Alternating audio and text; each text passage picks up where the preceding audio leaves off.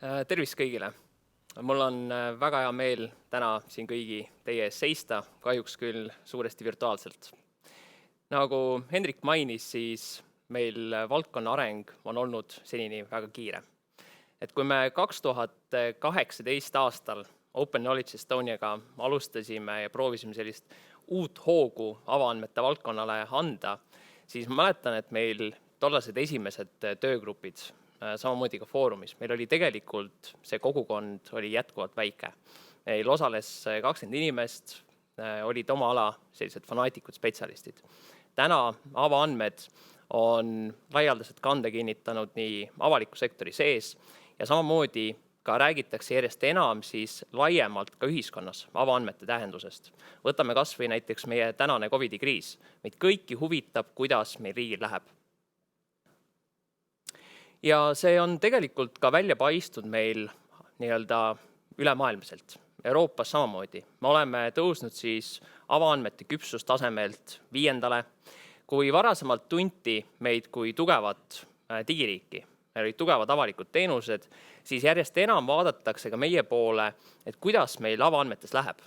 Mis on meie edasised strateegilised eesmärgid, kuidas me kogukonda proovime kaasa võtta, mis on meie siis poliitika kujundamisel sihid. Aga samas meil on jätkuvalt ka mõningaid puuduseid, millega me peame tegelema. Ja siin on tõesti hea meel, et kogukond ise on hakanud väga aktiivselt panustama. Ma pärast toon ka välja sellise ülevaate, et kui paljud on see aasta avaandmete portaalis andmestik uuendanud, aga andmete kvaliteet on ajas paranenud, samamoodi ka andmete leitavus. Kui Siim tegi üleskutse, et äkki järgmise aasta siis veebruariks 1000 andmestikku, ma usun, et see on tõesti käega katsutav. Me oleme juba tegemas siis Maa-ametiga koos arendusi, et automaatselt tuua üle siis nende andmestikud, nende andmestike metainfo. Ja samamoodi ma kutsun ka kõiki teisi üles, et kui te näete, et teil on avaandmeid, mida võiks siis automaatselt viidata portaali, siis suhtleme, räägime, teeme selle teoks. Ja kõige selle tulemusel siis paraneb ka avaandmete kvaliteet, avaandmete leitavus. Tekib üks koht avaandmete portaali näol, kus siis inimesed saavad leida enda jaoks vajalikku teavet ja infot. Samas meil on mõningad probleemid täna jätkuvalt. Võtame näiteks andmehaldus. Kuigi andmehaldus on meil viimaste aastate jooksul hoogsalt arenenud, järjest enam on siis asutustes tekkinud andmehaldurite roll, kes siis tegelevadki süstemaatiliselt andmete kvaliteedi, andmekirjeldusega, siis siin on jätkuvalt vaja panustamist. Ja uuest aastast on meil plaanis Statistikaametiga hakata veel enam asutusi toetama just selles vallas. Toetama, pakkuma tuge, kus seda kõige enam vaja läheb. Ja lisaks oleme Riigi Infosüsteemi Ametiga hetkel ka arendamas Rihakese nimelist töövahendit, mis aitab siis just nimelt andmeid paremini kirjeldada. Ning viimaseks võib-olla toon välja, et meil täna jätkuvalt puuduvad veebiteenused ja ka XT teenused andmete siis paremaks tarbimiseks. Selleks, et edasi liikuda, oleme me praegult siis välja tulemas Eesti digiühiskonna arengukavaga 2030. Ja me näeme, et Eesti võiks olla täis digiväge. Meie elukorraldus võiks olla lihtne, meil oleks võimalik nii majanduses luua uusi digilahendusi ja avaandmetel on siin väga oluline roll. Samamoodi me väärtustame iga inimese siis ennast, loome ühist.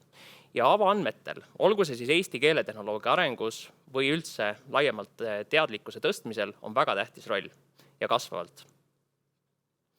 Ja siit lähtuvalt ongi meil põhimõteteks, et ühelt poolt hoiame eesti keelt ja kultuuri, oleme usaldusväärsed, oleme avalikud, räägime sellest, kuidas tegelikult asjad on. Ja muidugi ehitame digiühiskonda koostöös. Me peame muutma arusaama, et riik ise üksi arendab meil digiriiki. Me peame tegema seda ikkagi koostöös. Ja avaandmed on väga hea viljakas muld selle jaoks. Ja ma pärast on välja kasutusnäiteid, kuidas täna juba avaandmeid on kasutatud. Ja see on välja tulnud ka väga tugevalt meil siis avaandmete mõjus majandusele, mida Euroopa Komisjon eelmine aasta hindas pea 350 miljoni euro suuruseks. Ehk avaandmetel on ka meil majandusest tahes tahtmata tegelikult järjest suuremat rolli kanda. Ja muidugi viimaks, et täna järjest enam räägime me siin kliima sellisest hoidmisest, energiasäästlikkusest, ressursside taaskasutamisest ja mis see muud avaandmete puhul ole, kui andmete siis uuesti taaskasutamine. Asi, mis on juba olemas, teiste poolt uuesti. Ja kui me vaatame digiriigi siis ühiskonna arengukava valdkondi, siis me näeme, et avaandmetel on kõige suurem roll krativälisel riigil, rohelisel digiriigil, andmepõhises riigivalitsemise, andmete taaskasutamisel, aga ka muidugi avatud innovatsioon ja digiriigi kogukonna arendamine. Avaandmetes spetsiifiliselt me olemegi planeerinud tegevusi just avatud innovatsiooni ja digiriigi kogukonna arendamise vaatest. Ja kui täna on meil avaandmete tegevuskava, siis tulevikus ma näen, et meil on vaja tekitada siis eraldi andmete taaskasutuse tegevuskava. Me räägime ühelt poolt näiteks nõusolekupõhiselt andmete jagamisest, me räägime andmejagamisteenusest, me räägime ka teadlaste keskkonnast. Täna riigi käes olevate andmete jagamisest siis teadlastele, teadustöö eesmärkidel. Ehk me peame vaatama laiemalt kui ainult avaandmed, aga avaandmed on üks väga oluline suund kogu andmete taaskasutamise suunal. Me oleme hetkel Justiitsministeeriumiga koostöös võtmas vastu avaandmete direktiivi. Direktiivi enda ülevõtmine on meil loodetavasti, jõuame siis selle aasta novembrikuu jooksul lõpuni, aga üks oluline asi, mida ma tahan lihtsalt rõhutada, on avaandmete definitsioon. Pärast tuleb ka paneel ja kindlasti tekitab palju küsimusi ka kõigil teis, et seda on ka näidanud meie varasemad diskussioonid, et kus jookseb ikka avaandmete piir. Ja siin on võib-olla mõistlik üle korrata, et avaandmete puhul me räägime sellest osast avalikust teabest, millel puudub juurdepääsu piirang. Ja avaandmeteks seega ei ole ainult masinloetavad andmed, ehk siin peab muutuma arusaam milleks, mida me loeme avaandmeteks. Ja lisaks avaandmeteks võivad olla ka siis isikuandmed. Aga ma usun, et meil juba siin tunni aja pärast paneel kindlasti proovib ka seda küsimust lahendada. Ja nagu Siim, Hendrik juba varasemalt mainisid, meil valdkond on tõesti väga hoogsalt edasi arenenud. Meil täna avaandmeid on avalikustatud sisuliselt igas eluvaldkonnas. Kas me räägime energeetikast, transpordist, tervishoiust, majandusest, avaandmeid on kõikjal. Ja andmeid on täna avalikustatud 703 korral. Samas, kui me vaatame, milline osa meil on täna asutusi või keda saab lugeda teabevaldajateks, siis neid on kokku 2203. Ehk jätkuvalt tegelikult suur osa teabevaldajaid ei ole veel jõudnud avaandmeteni. Ehk ühelt poolt meil ongi järgnevate aastate siht toetada juba neid, kinnistada neid tegevusi, mis on avaandmete suunal tehtud, ehk siis edukamad asutused, kes on jõudnud panustada, ja teisalt toetada asutusi, kes ei ole senini veel avaandmete valdkonnaga nina päris mulla sisse pannud, et vaatame, kuidas sealt saab toetada. Ja selle jaoks, et avaandmed oleksid paremini leitavad, paremini kasutatavad, tulime me selle aasta alguses välja avaandmete uue teabeväravaga. Ja ühelt poolt me toome välja erinevaid kasutuslugusi, aga samas võib-olla olulisem on see, et meil on andmed ühtselt kirjeldatud. Me peegeldame andmestikke, mis on juba portaalis kirjeldatud ka Euroopa avaandmete teabeväravasse. Me kasutame andmestike leidmiseks Eesti märksõnastikku ja viitame need siis omavahel siis Euroopa avaandmete kategooriatega. Jätkuvalt selleks, et andmed oleksid paremini kõigi jaoks leitavad. Jagatud kategooriatesse, jagatud siis alamkategooriatesse. Ja muidugi ka, mis tuli välja meil paar aastat tagasi olulise probleemina, oli andmetel siis litsentsitingimuste puudumine. Täna andmekirjelduse standardis on litsentsitingimuste, kasutustingimuste lisamine kohustuslik. Ja hea meel näha, et meil tõesti siin liigutakse väga kiiresti edasi. Ja kui me vaatame siis graafikut, siis me näeme, et täna 703 andmestikust on uuendatud 353. Ehk siis juba rohkem kui pooled nendest andmestikest, mis vanast portaalist üle toodi migratsiooni raames, on tegelikult üle kontrollitud. On ajakaastatud siis andmekirjeldus, mis vastab Euroopa siis avaandmete kirjeldusstandardile TICET-AP ja me oleme seda eestistanud. Me oleme teinud mõned kirjelduselemendid kohustuslikuks, seesama näiteks litsentsitingimused. Samas on meil jätkuvalt täna 276 andmestikku, mida ei ole veel uuendatud. Siin on muidugi teatud osa selliseid andmestikke, kus me otsime, kes on üldse veel täna nii-öelda omanik. Ma toon mõne näite. Näiteks võtame keeleandmestikud. Asutus A on kunagi teadustöö eesmärgil andnud andmed välja, siis on seda väärindatud ja nüüd ongi tegelikult küsimus, et kes nende andmete sellise nii-öelda omaniku rolli võtab. Näiteks see puudutab meil masintõlkekorpuseid. Ja ma usun, et me peatselt saame ikkagi kokkuleppele, et kes siis seda nii-öelda omaniku rolli võtab. Aga samas on hea ka näha, et meil on circa 69 täna uut andmestikku aasta jooksul tekkinud. Ja kui me vaatame siis graafikut, näeme, et august, juuni ja ka septembris on olnud väga suur huvi just portaali vastu. Andmestik on uuendatud, on lisatud uusi andmestikke juurde.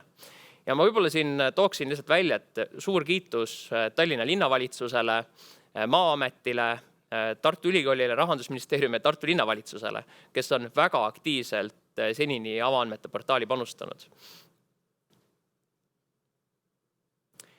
Aga võib-olla käia üle, et mis on siis meil viimaste aastate olulisemad arengud. Oleme täna mitu korda juba mainitud, et me oleme liikunud ikkagi valdkonnas edasi. Seda on tõesti hea näha, sest ega tänane üritus on üks näide sellest, et 27. kohalt siis praegult 5. Aga ma usun, et meie siht on tegelikult liikuda isegi Euroopas ja ka maailmas veel edasi, veel kõrgemale. Eesti turuväärtuseks hinnati siis 334 miljonit eurot ja Euroopa Komisjon oma analüüsis vihjas, et kui me jätkame samasuguse arenguga, nagu me oleme senini teinud, siis 3 aasta pärast on Eesti avaandmete siis nii-öelda turuväärtuseks circa 450 miljonit eurot. Ehk seda potentsiaali on meil täna väga palju. Ja see, et kui kiiresti on asutused suutnud avaandmeid avalikustada, see näitab seda, et meil on olnud tegelikult kogu aeg see nii-öelda võimekus olemas. Me ei ole lihtsalt ühel või teisel põhjusel seda varem teinud. Siis me oleme kokku leppinud avaandmete kirjelduse standardi. Ehk siis andmestikke kirjeldada ühtsel viisil, et see oleks siis hiljem taaskasutajatele leitavad. Me plaanime loodetavasti varsti ka tulla välja siis andmekirjelduse standardiga riigiüleselt, aga andmekirjelduse standard on siis kooskõlas avaandmete kirjelduse standardiga. Ehk me proovime vältida ja kindlasti väldime seda olukorda, et inimesed peaksid hakkama topelt andmestikke kirjeldama. Ühe korra kirjeldad, see on siis kasutatav nii avaandmete vaates kui ka laiemalt iseenda sisemiseks kirjeldamiseks. Kasutame kontrollitud loendeid, samamoodi siis Euroopa väljaannete talituste poolt, näiteks andmete kasutustingimused, kategooriad ja muud. Üheks oluliseks suunaks oleme võtnud kasutajakeskse lähenemise. Ehk kui te näete täna, et kuskil teie töös on vaja avaandmeid, siis andke teada. Meil on selle jaoks portaalis olemas eraldi selline nii-öelda arutelude foorumi koht. Seda me kasutasime ka vanasti GitHubis, kus oli see ikkagi tegelikult päris aktiivselt kasutusel. Toodi välja vajadusi, toodi välja ka probleeme. Ja ma olen senini seda meelt, et ega me kõikidesse kohtadesse investeeringuid ei peaks tegema. Samas seal, kus on vajadus olemas, me peaksime riigi poolt ikkagi vastu tulema. Ja rahastus, selle taha ei tohiks kunagi jäädasi. Siin mainis ka kohalik omavalitsuse suunaline koostöö. Kui me jätame Tallinn-Tartu välja, siis selle aasta alguses tegelikult kohalike omavalitsuste poolt avaandmete valdkonda oli panustatud tegelikult vähe. Ja selle aasta algusest meie enda prioriteet on oluliselt enam toetada siis kohalikke omavalitsusi. Avaandmete avalikustamisel oleme läbi viinud vastavaid koolitusi ja ka hetkel planeerime siis Rahandusministeeriumi ja Linnade Valdade Liiduga ka arendusi. Mainisin koolitusi. Meil on käimas täna laiemalt andmehaldurite koolitused. Oleme siin suve algusel viinud läbi andmekaitse koolitusi. Samamoodi, kuidas andmeid üldse väärindada. Andmeanalüütika koolitusi. Ja siin on samamoodi üleskutse, et kui te näete, et täna kuskil on vajadusi, andke meile teada. Et nii järgnevateks aastateks on meil tegelikult vahendid olemas ja soovime teid kõiki toetada omalt poolt. Ja me näeme muidugi ka seda, et märgatavalt on huvi siis valdkonna vastu kasvanud. Ja mõningad näited, see on tavaliselt, ma mäletan, et kui 2018 aastal alustamise esimene küsimus oli, et tooge üks näide kas või, kuidas avaandmeid kasutatakse. Enne me hakkame küll avaandmetesse panustama. Täna on hea meel, et ma toon siis mõned näited juurde. et kasutab nii kaubandussektor näiteks oma sortimentide planeerimises, Hortes siis milliseid taimi ja nad vaatavad ilmaandmeid. Kui ilmad lähevad külmemaks, äkki peaks tooma istikud välja, võib-olla maasikad, põõsad ja nii edasi. Et siin kaupa sortimendi planeerimiseks. Tean, et ka teised kaubandusketid siis teevad seda sama. Samamoodi kasutavad avaandmeid meil täna nii erasektor kui ka avalik sektor. Võtame näiteks Capaceta, kes kunagi sai alguse siis sellisest eraavaliku sektori koostööst, teadustegevusest, aga täna on kasvanud tegelikult väga elujõuliseks ettevõtteks, kes pakub oma niitmiste tuvastamise teenust nii Eestis kui ka väljaspoole. Ja andmed, mille põhjal seda tehakse, on tegelikult satelliitandmed Esthabi kaudu. Taatel on samamoodi teinud. Või võtame kõikvõimalikud eesti keele tehnoloogia põhised. Alates kliendikõnede analüütikast, riigiteataja siis masintõlge, kõige selle puhul me kasutame tegelikult avaandmeid. Samamoodi siis soodustamaks ja aitamaks leevendada COVID-kriisist lähtuvaid piiranguid on loodud Balti reisikaart, Google, Microsoft kasutavad enda masintõlke arendamiseks riigi poolt avalikustatud avaandmeid. Samas, siin on võib-olla üleskutse ka erasektori poolt, et kui te näete, et täna teil on paralleelkorpuseid, te olete kunagi tõlkinud midagi, mida saab avalikustada, algtekst ja siis tõlgitud tekst, siis lisage see portaali. Seda kasutab täna eri osapooled. Ja just selle nimel, et me saaksime kõik paremat eesti keele kõnetuvastust, masintõlget kasutada. Terviseradade kasutusstatistika. Jällegi COVID-i esimese, teise ja ilmselt ka nende 4., 5. laine ajal tuleb kasuks vaadata, kus kohas täpselt terviseradadel kui palju inimesi on. Selleks, et vältida siis kontakte. Ja võib-olla huvitava näitena tee-elurikkus kuvab siis inimese kodule lähedal, et millised erinevad taimed, loomad, putukad, mardikad siis elavad.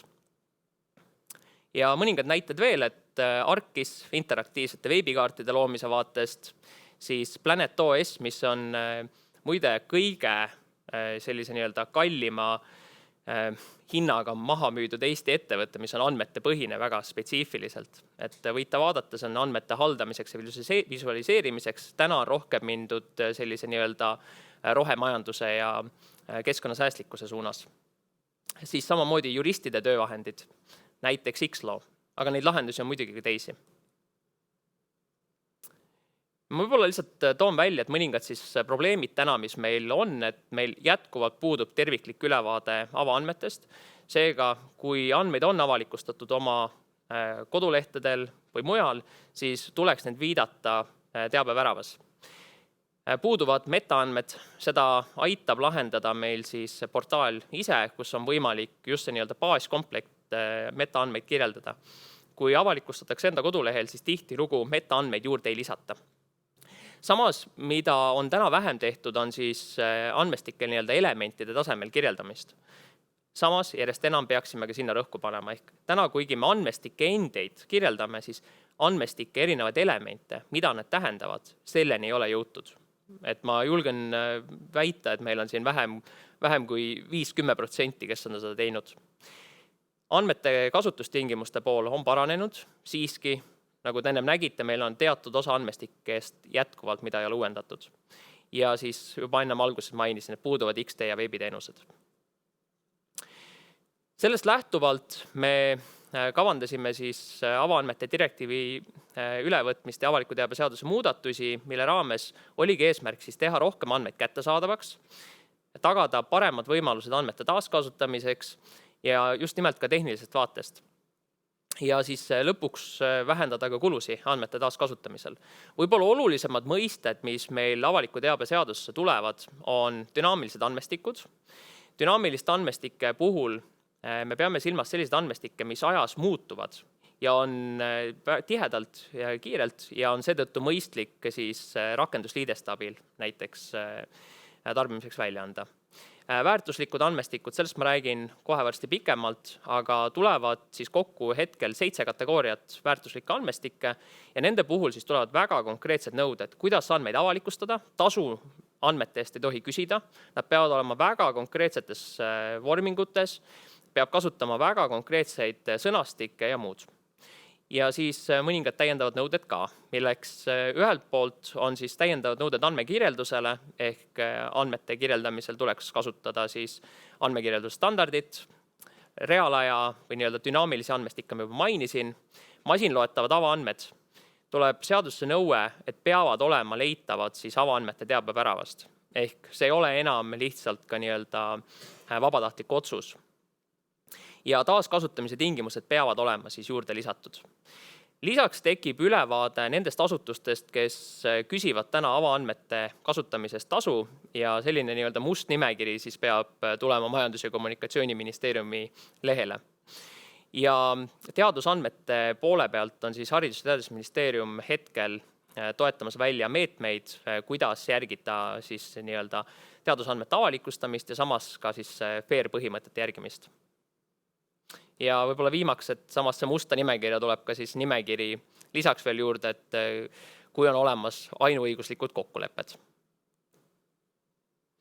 Ja kokku on siis 6 olulist nii-öelda Euroopa Liidu tasemel kategooriat väärtuslikest andmestikest, mida me võtame üle, need tulevad delegeeritud õigusaktiga. Kui väärtuslikud andmestikud pidi olema juba määratus kokku lepitud eelmine aasta novembris, siis tänaseni tegelikult seda täpselt loetelu andmestikest ja ka tingimustest jätkuvalt ei ole. Ja just eelmine nädal oli tegelikult väga palju sellist pahameelt erinevate liikmesriikide poolt. Tõstatati üles, et mis toimub, et me ei ole jätkuvalt kuulnud mitte mingisugust infot, ehk siin ma saan lihtsalt öelda, et me loodame parimat, komisjon tegelikult lubab sisuliselt üle kuu, et kohe varsti saadetakse nimekiri välja ja toimub siis komitee kohtumine. Ja kahjuks senini jätkuvalt midagi ei ole. Et üle aasta aja on möödas sellest, kui me pidime tegelikult kokku leppima, millised need siis kõrgväärtusega andmestikud on. Aga samas selleks, et me ei jääks nii-öelda ainult Euroopa Liidu tasemel puhkama, et las sealt tulevad siis arengud, me oleme ise kehtestamas siis lisakategooriaid. Ja üheks selleks on siis keeleandmestikud ja see on riigisisene kategooria. Ja meil on võimalik lisada tulevikus juurde ka siis uusi andmestikke. Järgmine aasta sellest lähtuvalt plaanime viia läbi analüüsi kaardistamaks, et millised on need täiendavad vajadused. Ja võib-olla viimaks, et millised on need siis käimasolevad planeeritavad tegevused. Ühelt poolt siis, nagu mainisin, avaliku teabe seaduse eelnõu vastuvõtmine ja siis väärtuslike andmete määratlemine. Samamoodi ka siis keeleandmestike vaatest. Me oleme jätkuvalt siis arendamas edasi teabeväravad ja panen kõigil südamele, et palun uuendage enda siis andmestikud ära, kui te ei ole veel jõudnud seda teha. Ja järgmisest aastast on plaanis siis avaandmete teabevärav viia üle RIA-sse ja vaadata siis seejärel, kuidas me saame RIHA ja avaandmete teabevärava omavahel paremini nii-öelda sünkrooni ja tekitada ühine kontseptsioon. Ja lisaks oleme hetkel siis kehtestamas avaliku sektori tarkvaraarenduste ristfunktsionaalsetes nõuetes avaandmetel kohalduvaid nõudeid. Täna juba meil IT-rahastuses on avaandmete avalikustamise nõue olemas. Ja mõningad sihid ka meie enda vaatest. Et ühelt poolt on meil eesmärk, et aastaks 2022 oleks meil kokku avalikustatud 1400 andmestikku ja aastaks 2025 2600 avaandmestikku. Lisaks, kuna fookus on kohalikel omavalitsustel see aasta olnud, siis ma jätkuvalt loodan, et selle aasta lõpuks on meil avaandmeid avalikustanud 40 kohalikku omavalitsust ja 2022. aastaks, miks mitte, oleme ju nii kaugele jõudnud, et meil on tegelikult enamik KOV-e valdkonda panustanud. Ja siit siis kokkuvõtvalt võib-olla mõningad üleskutsed uuesti, et ühelt poolt, kui te ei ole täna liitunud andmete koostöövõrgustikuga, andke teada, liituge. Me jagame uudiseid, meil toimuvad kohtumised nii avaandmete osas, tehisintellekti ja andmehalduse, et neid valdkondi teemasid on väga palju. Siis andke teada, kui te näete, teil on arendus- ja koolitusvajadusi. Ei pea olema ainult avaandmete põhised, võib-olla ka laiemalt andmete teemal. Juba mainisin mitu korda teabeväravas andmestiku uuendamine. Kui Hendrik siin enne mainis, et äkki tuleb ka mõni avaandmed, kindlasti tuleb. Seesama tänane lindistus, avalikustame selle avaandmetena, lisame portaali juurde. Nii et ka tänasest päevast juba on tegelikult seda kasvu näha. Kogemuste murede jagamine, samamoodi. kui te näete, et teil kuskil on vaja tuge, andke teada, ma oleme abiks teile. Ning viimaks, selleks, et vältida käsitööd, mõtleme, kuidas me saame teha automaatseid liidestusi. Me oleme Maa-ametiga, näiteks GeoNetworki raames seda tegemas. Eesti Keele Instituudi Haridus-Teadusministeeriumiga sama asja. Et kui te näete, et teil on palju andmestikke, mida siis portaali viidata, siis mõtleme selle, kuidas tehniliselt kõige mõistlikumalt teha. Ja viimaks, esiteks kõigile aitäh, et olete valdkonda panustanud mõtlemast kaasa. Ja võib-olla tooksin lihtsalt siin eraldi välja veel Sigridi ja Pireti, kes siin tänase foorumiga on siin usinasti panustanud, et aitäh teile. Ja võtan nüüd mõned minutid ja küsimused. Aitäh teile!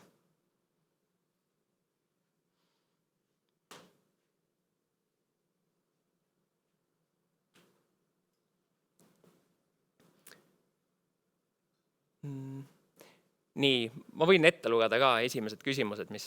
Jaa, tere, ma tulen sulle ka assisteerime, arutame koos. Arutame koos. Võib-olla saame targemaks. Nii. Võta oma lemmikküsimusi. Ma ei tea, võtame esimese, mis üleval on, et kui palju nendest 700 andmestikust on kasutus leidnud, milline on olnud rahulolu nende kvaliteediga? See on väga hea küsimus. Nii. Päris aus vastus on rahulolu andmestike tasemel niimoodi. Täna ei ole mõõdetud. Igaks juhuks või? Kahjuks ei ole lihtsalt jõutud nii kaugele. Okay. Aga tegelikult seda rahulolu saab hinnata portaalis endis ka. Ehk siin on pigem just üleskutse kõikidele taaskasutajatele. Kui te kasutate, andke ka tagasidet. Et portaalil endale on juba jäetud, aga eks see vaikselt tuleb ajas. Kui palju on kasutust leidnud? Ma arvan, et see on järgmise mõjuhinnangu selle uuringu küsimuse üks seda olete mõõtnud? Me oleme tegelikult seda mõju hinnanud küll, aga seda, et kui paljud andmestikest on kasutust leidnud, seda ei ole täna veel teinud. Vaata, see on omalt üldse, eks ole küsimus, et ma istusin, kuulasin sind, et aga kes peaks nagu kasutama, eks? Et riik loob seda raamistikku, ütleb, et andmed, vabaks, portaali, masinloetavad, eks. Et nüüd on küsimus, et kas riik peaks olema see, kes sinna ka teenuseid peale ehitab, eks ole, milliseid, kui palju, kas see, et ma putukaid ja seeni näen oma kodu juures, kas see nagu peaks olema maksumaksja raha eest mulle teenus või see peaks olema mingi muu asi, et mis sinu visioon on? Ma ütlen ausalt, et riik ei peaks ehitama avaandmete peale lisaks selliseid teenuseid. Avaandmete mõte ongi see, et me anname tegelikult võimaluse teistele panustada. Samas avaandmed on väärtuslikud ka riigi vaatest. See on oluliselt lihtsam viis andmete taaskasutamiseks. Võtamegi need samad satelliitandmed. Meil on ühine ressurss, mida me saame kasutada. Ehk siis lühike vastus on see, et me ei peaks riigina tegelikult tegema seda, mille jaoks avaandmed kunagi avalikustada on. Ehk kui on vajadus visualiseeringute järgi, siis tegelikult ikkagi loodame siis kogukonnale, ülikoolidele ja teistele. Okei, nii, meil on natuke veel aega. Nii, siis järgmine küsimus seal all on, palun selgitage lähemalt, mida tähendab, et puuduvad XD teenused avaandmete kasutamiseks. XD on üks võimalus avaandmete jagamiseks ja kasutamiseks, et me täna oleme kaalumas ka siis erindit XD turvanõuete osas, et kui avaandmete jagamine käib, siis tegelikult näiteks riigisiseselt ei pea vastama kõikidele turvanõuetele. Ehk avaandmete puhul on tegemist natukene leebemate tingimustega. Siis kuidas on lood API-de loomisega? Siis on andmete kasutamine toodetes lihtsam, kas iga avaandmete juurde ei võiks ka API otsa teha alati andmete omanike poolt? Lühike vastus on, et jah, võiks küll teha. Ja selles mõttes portaalis on see võimalus tegelikult meil täna olemas. Aga Sigrid ilmselt saab äkki paneeli lõpus vastata, kui ta teab seda statistikat. Et ma kahjuks ise peast ei tea, kui paljud on täna seda võimalust ära kasutanud. Aga muidugi, tegelikult see lähenemine peaks sinna olema, et me loome neid võimalusi, näiteks veebiteenuste vaatest. Jah, nii, mul on palju küsimusi, on keegi kirjutanud 17 tundi tagasi. 17 tundi tagasi, jah? 17 tundi tagasi keegi kirjutas, tal on palju küsimusi. Aga nad ei ole siia jõudnud. Võib-olla need ongi tema küsimused. Äkki ongi tema küsimused, jah? Ma võin ise ka vahepeale küsida, ma ei mäleta, kas see oli võib-olla Tarvi Martens või keegi, kelle esinemist või mingit juttu ma kusagilt vaatasin. Ja see meenutus oli see, et kui Eesti e-riiki hakati üldse looma, see oli siis oma paarkümmend, isegi rohkem, eks ole, vaata, et varsti 30 aastat tagasi, siis tekkis turvalisuse küsimus, eks, et meil on nii palju andmeid, et kuidas me need kõik ära turvame ja palju see maksab. Ja siis arvutati kokku ja leiti, et see ei ole võimalik. Ja ainuke tee sellest välja oli võimalikult palju riigi käes olevaid andmeid tegelikult muuta üldse avalikuks. et noh, me ei peagi nende turvamisega vaeva nägema, eks. Ja see oli täitsa selline filosoofiline nagu muudatus või mingi hetk, et ahaa, et enamus on avalik, aga väike osa on kinni ja noh, tegeleme ja neid turvame nagu hästi. Kui sina vaatad täna andmetele nagu otsa, kas sulle tundub, et neid andmeid, mis peaksid olema, noh, üks asi on avaandmed ja teine asi veel laiemalt võib-olla avalikud andmed, on meil neid Eestis nagu liiga vähe, kas me peaksime seda ringi veel laiendama kuidagi või on sellega nagu hästi? Meil ei ole selle olukorraga hästi ka, aga meil on läinud olukord paremaks. Et meil on jätkuvalt, ma näen täna seda olukorda, et kui me võtame näiteks mõne andmekogu, siis kui on kas või natukenegi isikuandmeid seal, siis kohe esimene vastus on see, et me ei saa midagi avalikustada, isikuandmed. Aga tegelikult andmekoosseisus on jätkuvalt väga palju seda infot, mille vastu tuntakse huvi ka.